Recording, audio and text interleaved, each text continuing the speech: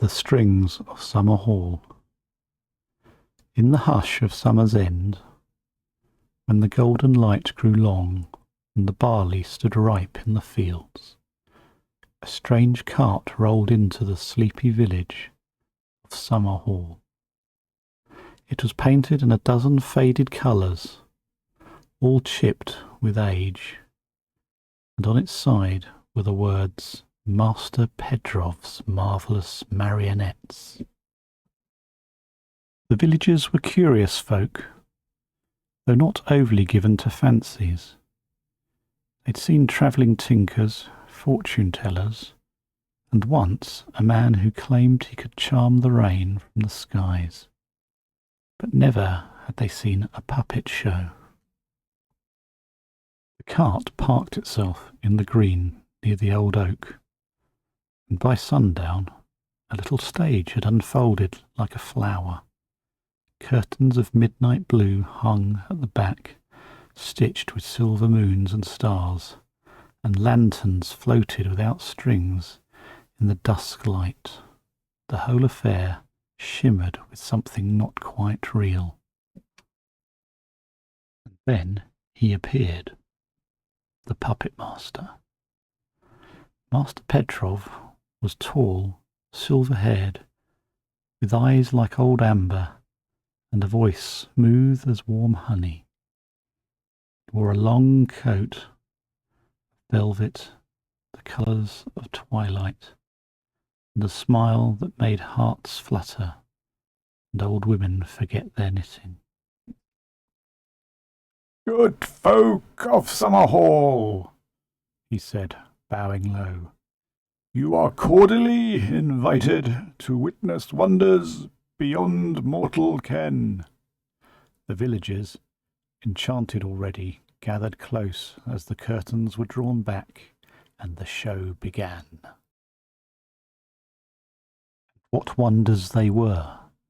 Puppets of exquisite craft danced and battled, sang and wept. There was a knight with eyes like sapphires, who spoke in riddles, a fox who could juggle fire, and a maiden whose hair seemed to be spun from real gold. They moved like no puppets ought, flowing with grace and weight, their voices clear and strange. It was as if they were alive, and perhaps they were. For night after night the show returned, each performance more haunting than the last. Villagers came again and again, drawn by the strange allure, forgetting their chores, their worries, their lives. Master Petrov grew beloved, especially by Clara, the baker's daughter, who visited each evening and often lingered to speak with him. Clara was a quiet soul, thoughtful and bright, with a wild mop of red hair and eyes like stormy skies. She always felt out of place in Summerhall, too curious, too dreamy, but in Master Petrov she saw something kindred, a man who didn't quite belong to the ordinary world, and he, for his part, seemed taken with her too. "You see the strings, don't you?" he asked her one night, after the last puppet bowed and the crowd had drifted home. "What do you mean?" she asked, puzzled. He smiled faintly. "Most folk only see the show, but you see more." She didn't know what he meant but his words lingered. Later that night, Clara returned to the green. Unable to sleep, she crept close to the stage where the curtains still hung, and behind them she heard something. Soft, crying, like wind through hollow trees. Her heart quickened. She peeked through the folds and saw them, the puppets, hanging on their pegs, like broken toys. But their eyes glowed faintly, and their fingers twitched as though dreaming. Then one turned its head. "Help us!" it whispered, voice barely more than a breath. Clara stumbled back, nearly screamed, but the puppet was still again, lifeless.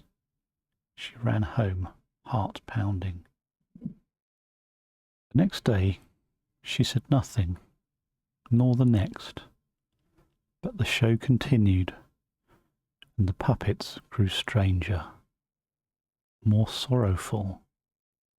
One night, the golden-haired maiden sang a song in a tongue Clara had never heard, yet understood. A song of woods and stars and ancient trees.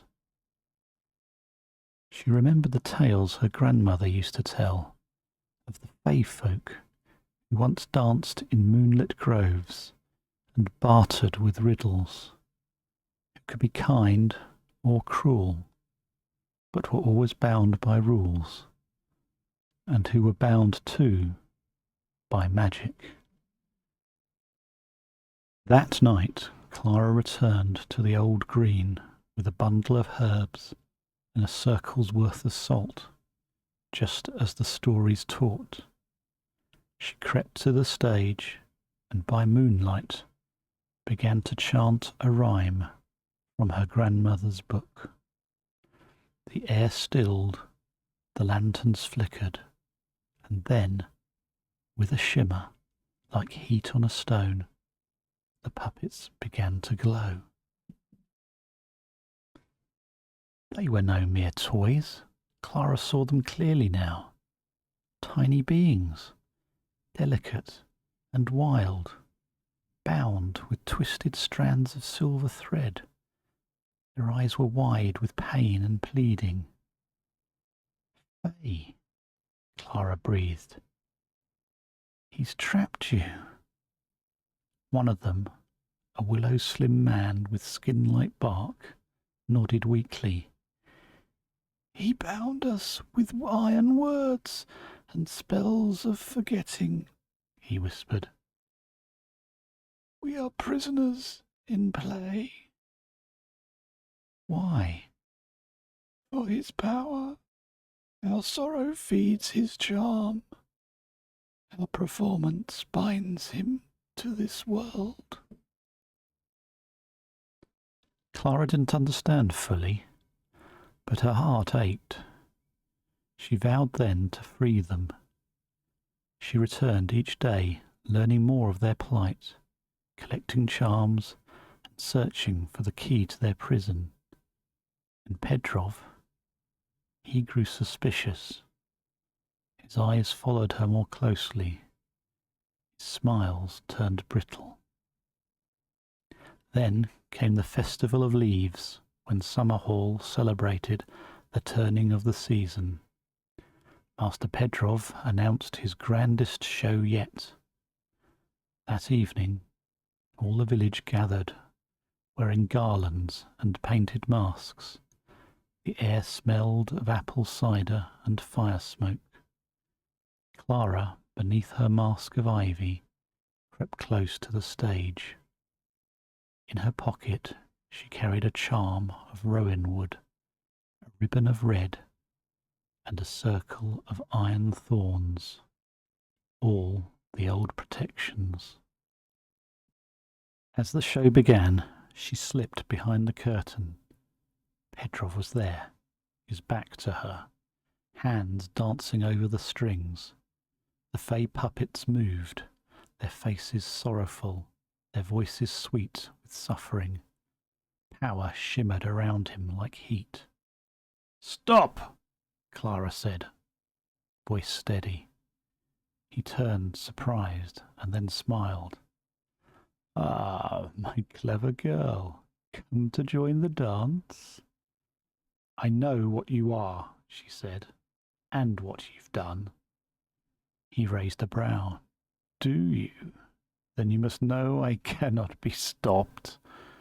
"You bound them," she said, "but you did not bind me." She flung the charm at his feet. The iron thorns sparked, and Petrov cried out, stumbling back. The strings snapped, and the fey puppets fell in a heap. But Clara wasn't finished. She took the red ribbon and traced a circle, chanting the rhyme once more. The wind howled. Petrov shrieked, his form flickering, no longer merely a man, but something older, darker. His coat became a cloak of shadows, his hands twisted with claws. "You dare!" he hissed.